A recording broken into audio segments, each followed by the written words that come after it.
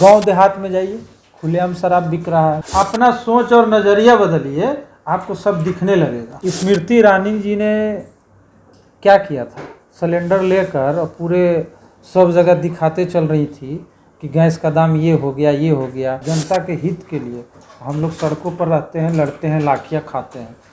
नमस्कार, मेरा नाम आलोक है। आप लाइव स्ट्रीम देख रहे हैं। आज न्यूज़ रूम में हमारे साथ मौजूद हैं जन अधिकार पार्टी के युवा प्रकोष्ठ के अध्यक्ष राजू दानवीर जी।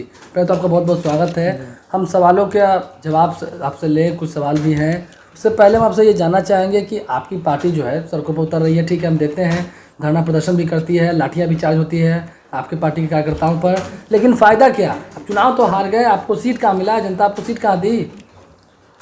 सीट, हम लोग सीट के लिए नहीं लड़ते हैं, हम लोग जनता के सेवक हैं और जनता के लिए लड़ते हैं। जनता के एक एक मुद्दे पर, जो सरकार विरोधी नीतियों के खिलाफ और जनता के हित के लिए हम लोग सड़कों पर रहते हैं, लड़ते हैं, लाठियाँ खाते हैं। अंजाम जो भी हो, सत्ता का सुख उनको चाहिए। बहुत सारे नेता हैं जो सत्ता के सुख लेके एसी के रूम में बैठ के ट्वीट का खेल खेलते रहते हैं, वहीं से पिकनिक मनाने चले जाते हैं, तो वो सब उनके लिए मुबारक हो। हम लोग तो जनता का सेवक है, जनता के लिए जीते हैं।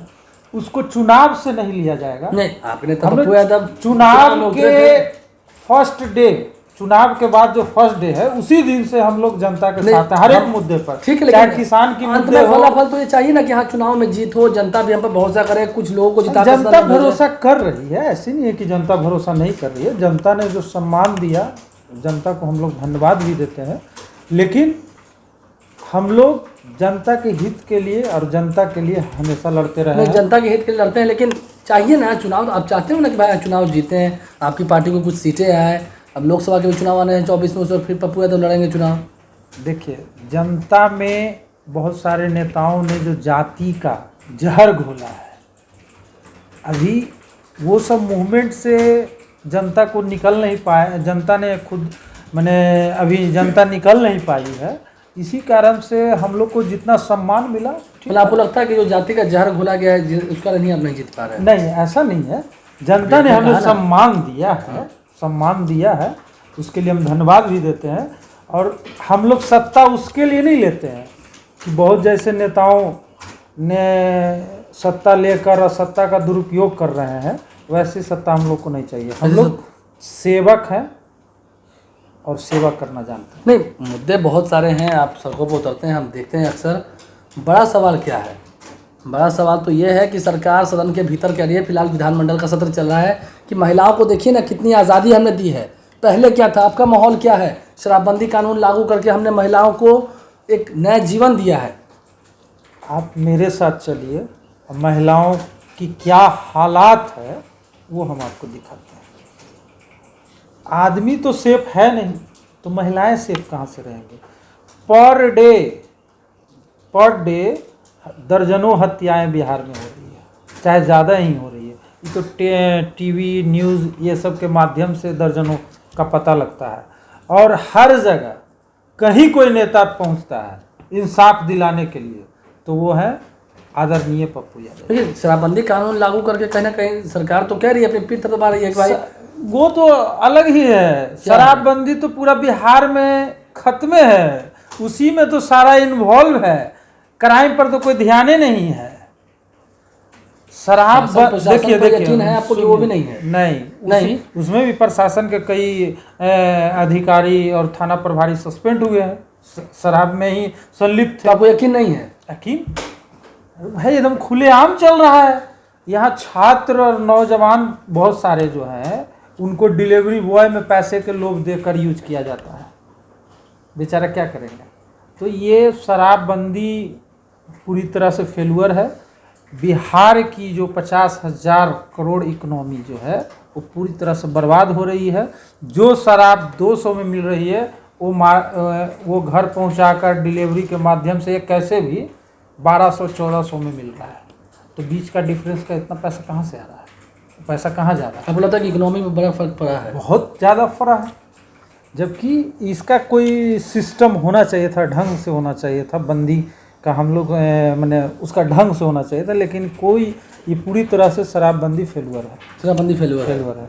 अच्छा, हर कोई बताएगा, किसी से भी रोड पर चलते हुए किसी व्यक्ति से ओपिनियन ले लीजिए, वही बिहार बताएगा का रोड का बच्चा कह रहा है कि शराबबंदी फेल है। फेल है। एकदम किसी से भी ओपिनियन आप ले लीजिए, गांव देहात में जाइए, खुलेआम शराब बिक रहा है, मिल रहा है, रोज पकड़ा रहा है। शराब आ रहा है कहाँ से? ट्रक ट्रक का करोड़ों करोड़ शराब यहाँ पहुँच जाता है पटना के। आपको पता है तो क्यों नहीं प्रशासन को बता देते हैं आप? भाई हमको पता है, हमको तो पता आप ही लोग के माध्यम से चलता है। आप लोग जब न्यूज़ में दिखाते हैं कि फलाने आदमी ने शराब पी कर ये किया, फलाने जगह ट्रक पकड़ाई शराब का, आप ही लोग के माध्यम से पता चलता है। आप लोग को पता चलता है तो आप क्यों नहीं बता देते हैं? चलिए, तो कुल मिलाकर सवालों का जो ये कह सकें चक्र है उससे वो बाहर निकल रहे हैं रणवीर जी। महंगाई का मुद्दा सवालों के चक्र से नहीं, अपना सोच और नजरिया को बदलिए। नहीं, सोच नजरिया को नहीं, अपना सोच और नजरिया बदलिए, आपको सब दिखने लगेगा। दिखने लगेगा। दिखने आपको लगेगा। यकीन है? बिल्कुल। महंगाई को लेकर इतना बड़ा जो मुद्दा है, महंगाई, इसको लेकर पप्पू यादव की पार्टी क्या कर रही है? महंगाई तो साफ देखने को है ना। जब यही यूपीए की सरकार थी तब महंगाई थी 60 के लगभग में, पेट्रोल का दाम, रसोई गैस का 64 था, बहुत नीचे था। आज के दिन में क्या है स्थिति? आज शतक लग गया पेट्रोल, और रसोई गैस भी इतनी महंगे हो गए कि जो बहुत सारे लोग जो हैं इससे महंगाई से तबाह हैं। गरीब की थाली से रोटी छीना गया है। और एक समय याद कीजिए कि जब यूपीए की सरकार थी तो जो आपका पेट्रोल का रेट अभी 100 रुपया है लगभग। और जब यूपीए की सरकार थी, केंद्रीय मंत्री स्मृति ईरानी जी ने क्या किया था, सिलेंडर लेकर और पूरे सब जगह दिखाते चल रही थी कि गैस का दाम ये हो गया, ये हो गया। जब पेट्रोल का 2-4 रुपया बढ़ता था तो पूरे लोग रोड पर आ जाते थे, लगता है खून खराबा हो जाएगा। तो ये हालात हो चुका था। तो आज वो सब सारे नेता कहाँ गए? सब गायब हो गए। सब गायब हो गए। सब तो कह रहे हैं कि भाई पॉपुलेशन बढ़ा है तो महंगाई थोड़ी बढ़ रही है। पॉपुलेशन बढ़ रहा है, महंगाई बढ़ रही है। आपका कितना परसेंट बढ़ चुका है? कहाँ 60 था, आज 5 साल में स्थिति शतक पार कर गई। तो कितना परसेंट बढ़ गया? मोदी को 24 तक जाना है। 24 तक जाना है तो पता नहीं क्या होगा, राम जाने जी। राम मंदिर का तो क्या फैसला हो गया?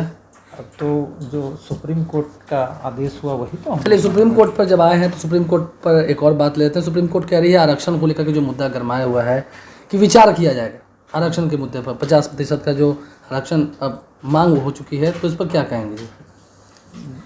जो बाबा साहेब भीमराव अम्बेडकर जी ने लिख दिया है, कह दिया है, वो कहीं बदलने वाला नहीं। कहीं बदलने नहीं, तो कहा जा रहा है ना कि विचार किया जाएगा। विचार ये सब सिर्फ वोट का पॉलिटिक्स है, वो कहीं भी बदलने नहीं जा रहा है। क्लियर मान लीजिए। बदलने जा नहीं रहा है या बदलने देंगे नहीं? बदलने भी नहीं देंगे, वो बदलने भी नहीं जा रहा है। दोनों बात है। तो विचार वो सिर्फ वोट का पॉलिटिक्स है। लोगों को माने घुलावा फिरावा करने के लिए ध्रुवीकरण किया जा रहा है। बस और इसमें कहीं कोई। कुल मिलाकर राजू दानवीर हमारे साथ थे। उन्होंने साफ साफ कहा है कि ये वोटों के ध्रुवीकरण का जो माया जाल है उससे लोग बाहर निकले, और जहाँ तक बात सत्ता और कुर्सी की है वो सेवा करना जानते हैं, उनकी पार्टी सेवा करना जानती है। आप लाइव स्ट्रीम देखते रहें, हमारे चैनल को सब्सक्राइब कर लें, साथ साथ फेसबुक पेज भी लाइक करें। धन्यवाद।